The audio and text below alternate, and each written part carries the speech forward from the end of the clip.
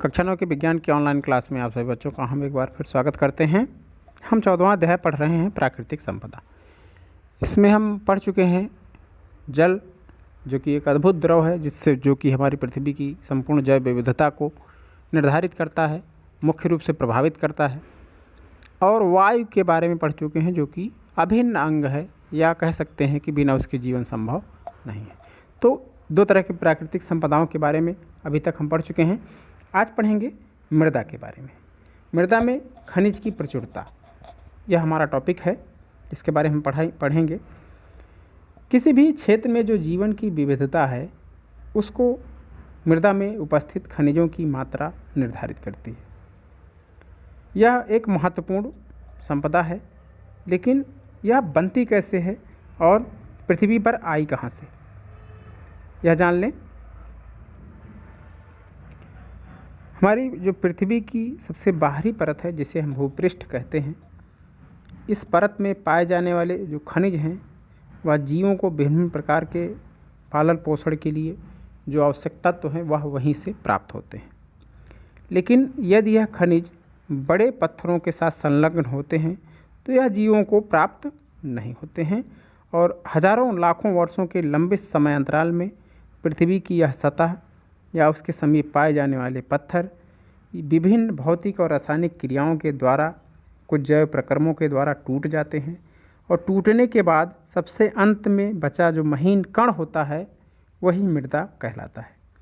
लेकिन कौन कौन से ऐसे कारक हैं या प्रक्रियाएं हैं जिनसे मृदा बनती है, इनका हम पॉइंट वाइज अध्ययन करते हैं।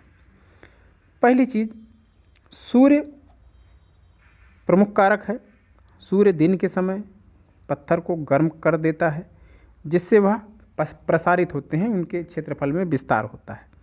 और रात के समय जब यह पत्थर ठंडे होते हैं और संकुचित होते हैं, तो चूंकि प्रत्येक पत्थर का प्रत्येक भाग असमान रूप से प्रसारित और संकुचित होता है, कुछ भाग सीधे सूर्य के सामने होता है तो वह ज़्यादा प्रसारित होता है, कुछ भाग सूर्य से दूर होता है तो वह कम प्रसारित होता है, तो यह असमानता पाई जाती है।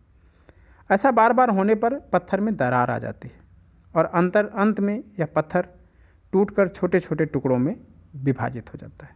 तो सूर्य का प्रभाव हो गया। दूसरा, जल का प्रभाव क्या पड़ता है। जल मृदा के निर्माण में दो प्रकार से सहायता करता है। पहली चीज़ है कि सूर्य के ताप से बने जो पत्थरों की दरारें होती हैं, उसमें बाद में जल जम जाता है, तो यह दरार को और अधिक चौड़ा फैला देता है। ऐसा क्यों होता है? क्योंकि जब वह जल जमता है तो उसके क्षेत्रफल में वृद्धि होती है, जिससे उस दरार के क्षेत्रफल में भी वृद्धि हो जाती है। दूसरा, जो बहता हुआ जल होता है, वह कठोर पत्थरों को भी तोड़ फोड़ देता है, और तेज़ गति के साथ बहता हुआ जल प्रायः अपने साथ बड़े और छोटे पत्थरों को बहाकर ले जाता है। यह पत्थर दूसरे पत्थरों के साथ टकराकर छोटे छोटे कणों में बदल जाते हैं। जल पत्थरों के इन कणों को अपने साथ ले जाता है और आगे निक्षेपित कर देता है। इस प्रकार जो मृदा है, वह अपने मूल पत्थर से काफ़ी दूर वाले स्थान पर भी पहुंच जाती है। अगला जो कारक है मृदा निर्माण का, वह वायु होता है। जिस प्रकार जल में पत्थर एक दूसरे से टकराने के कारण टूटते हैं, उसी प्रकार तेज हवाएं भी पत्थरों को तोड़ देती हैं। वायु जल की तरह ही बालू को एक स्थान से दूसरे स्थान तक पहुंचा देता है। जीव भी मृदा बनने की प्रक्रिया को प्रभावित करते हैं। लाइकेन, जिसके बारे में हमने पहले भी पढ़ा है, यह पत्थरों की सतह पर भी उग जाता है, और इस क्रम में वह एक पदार्थ छोड़ते हैं जो कि पत्थरों की सतह को चूर्ण के समान कर देता है और मृदा की एक पतली परत का निर्माण कर देता है।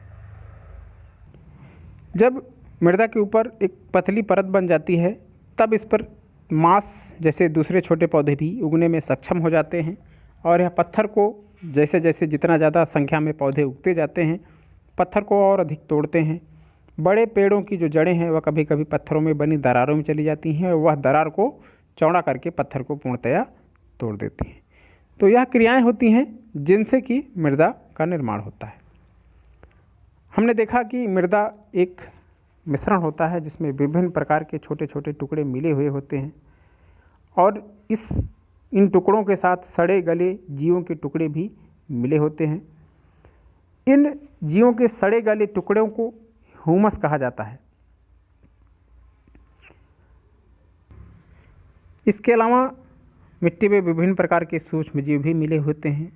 मृदा के प्रकार का निर्णय जो है वह उस मृदा के कणों का जो आकार होता है उससे निर्धारित किया जाता है और उस मृदा में उपस्थित ह्यूमस की मात्रा पर या सूक्ष्म जीवों के आधार पर उसका वर्गीकरण हम मृदा का करते हैं कि किस प्रकार के कण हैं और किस प्रकार का ह्यूमस उस मृदा में उपस्थित है। इस आधार पर हम मृदा का वर्गीकरण करते हैं। मृदा की संरचना का मुख्य जो कारक है वह ह्यूमस होता है। क्योंकि यह मृदा को सरंध्र बनाता है और वायु तथा जल को भूमि के अंदर जाने में सहायता करता है। खनिज पोषक तत्व जो उस मृदा में पाए जाते हैं वह उन पत्थरों पर निर्भर करता है जिनसे कि वह मृदा निर्मित होती है या बनी हुई होती है।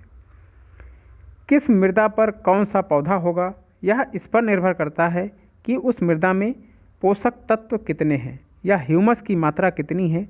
इसी बात पर निर्भर करता है कि उस मृदा में किस प्रकार के पौधे उत्पन्न होंगे, उस मृदा की गहराई कितनी है। इस प्रकार जो मृदा की ऊपरी परतें हैं जिसमें मृदा के कणों के अतिरिक्त ह्यूमस और सजीव स्थित होते हैं, उस मृदा को मतलब मृदा के सबसे ऊपरी परत को जिसमें ह्यूमस उपस्थित होता है उस मृदा को ऊपर मृदा कहा जाता है। ऊपर मृदा की गुणवत्ता उस क्षेत्र की जैविक विविधता को निर्धारित करती है और उसे निर्धारित करने में एक महत्वपूर्ण कारक का रोल अदा करती है। यह जो मृदा है इसको कुछ ऐसे कारक हैं जो वह उसे प्रभावित करते हैं और उसे नुकसान पहुंचाते हैं। उन कारकों के बारे में जान लें। आधुनिक रूप में जब खेती की जाती है तो खेती में बहुत से कीटनाशकों और उर्वरकों का उपयोग बहुत अधिक मात्रा में हो रहा है। लंबे समय तक इन पदार्थों का उपयोग करने से मृदा में जो उपस्थित सूक्ष्म जीव होते हैं वह मृत हो जाते हैं और जिससे मृदा की जो संरचना है वह नष्ट हो जाती है। मृदा के पोषक तत्वों का पुनर्चक्रण भी नहीं हो पाता है। ह्यूमस बनाने में जो जीव सहायता करते हैं वह भी इन रसायनों से, इन कीटनाशकों से समाप्त हो जाते हैं। तो जो उपजाऊ मृदा है वह जल्द ही बंजर भूमि में परिवर्तित हो सकती है। उपयोगी घटकों का मृदा से हटना और दूसरे हानिकारक पदार्थों का मृदा में मिलना जो कि मृदा की उर्वरता को प्रभावित करता है और उसमें स्थित जैविक विविधता को नष्ट कर देता है, इस क्रिया को हम भूमि प्रदूषण कहते हैं। मृदा जिसे हम आज एक स्थान पर देखते हैं वह लंबे समयांतराल के पश्चात निर्मित हुई होती है। कुछ मृदा को एक स्थान से पर निर्मित करने वाले कुछ कारक होते हैं तो इसको किसी दूसरे स्थान पर स्थानांतरित करने के लिए भी कुछ कारक उत्तरदायी होते हैं। मृदा के महीन कण जो होते हैं वह वायु के साथ जल के साथ प्रवाहित होकर दूसरे स्थान पर भी जा सकते हैं। तो मृदा के या जो कण जब एक स्थान से दूसरे स्थान पर चले जाएंगे तो जो नीचे का पत्थर है वह ऊपर आ जाएगा या ऊपर मृदा जब समाप्त हो जाएगी तो नीचे की जो मृदा है वह बाहर आएगी और यह उपजाऊ नहीं होगी, जिससे कि जो वहाँ की प्राकृतिक संपदा है वह उसकी हानि होगी क्योंकि वह उस मृदा की उर्वरता लगभग नगण्य होती है। तो मृदा बह जाने के कारण भी, वायु के कारण, जल के कारण जब बहती है मृदा तो उससे भी मृदा की उर्वरता नष्ट होती है। इसके लिए क्रियाकलाप दिया गया है कि 2 ट्रे लें, एक ट्रे में पौधे उगा दें, दूसरे में सिर्फ मिट्टी भर दें और दोनों पे जल डालें। देखते हैं कौन से ट्रे की मिट्टी ज़्यादा तेज़ी से बहती है। तो इसमें हम देखते हैं कि जिस ट्रे में पौधे उगे हुए हैं, जड़ें फैली हुई हैं, वह मृदा कम तेज़ी से बहती है, जबकि जो ट्रे खाली है जिसमें कोई भी पौधा नहीं उगा हुआ है उस ट्रे की मिट्टी पर जब जल डाला जाता है तो वह मृदा बहुत तेज़ी से बहने लगती है। तो पौधों की जड़ें हैं वह मृदा अपरदन को रोकने में बहुत ही महत्वपूर्ण भूमिका निभाती हैं। बड़े स्तर पर जंगलों को काटने से, जो कि इस समय पूरे विश्व में हो रहा है, न केवल जैविक विविधता नष्ट होती है बल्कि मृदा अपरदन भी बहुत अधिक तेज़ी से होता है। वनस्पति के लिए सहायक जो ऊपर मृदा होती है, अपर्दन की प्रक्रिया में वह तीव्रता से हट सकती है, जिससे पहाड़ी और पर्वतों वाले भागों में त्वरित गति से यह मृदा जब नुकसान होता है इस मृदा का, ऊपरी मृदा का, तो यह जो वनस्पतियां हैं यहाँ पर उगने वाली, वह काफ़ी तेज़ी से उनका ह्रास होता है, वह बहुत तेज़ी से नष्ट होती हैं। तो मृदा की गुणवत्ता और कौन से कारक इसे नुकसान पहुंचाते हैं, आज के अध्याय में हमने देखा कैसे मृदा निर्मित होती है, कौन से कारक होते हैं, कौन से कारक इस मृदा को उपयोगी बनाते हैं, कौन से कारक इस मृदा को नुकसान पहुंचाते हैं। इन सब चीज़ों के बारे में हमने इस आज के टॉपिक में लेक्चर में देखा। और फिर भी आपको कोई डाउट है तो आप फिर से फ़ोन करके कमेंट करके हमसे उसको क्लियर कर सकते हैं। बाकी आपसे मिलेंगे अगले लेक्चर के साथ, तब तक घर पे रहें, पढ़ते रहें। हमारी बहुत बहुत शुभकामनाएं।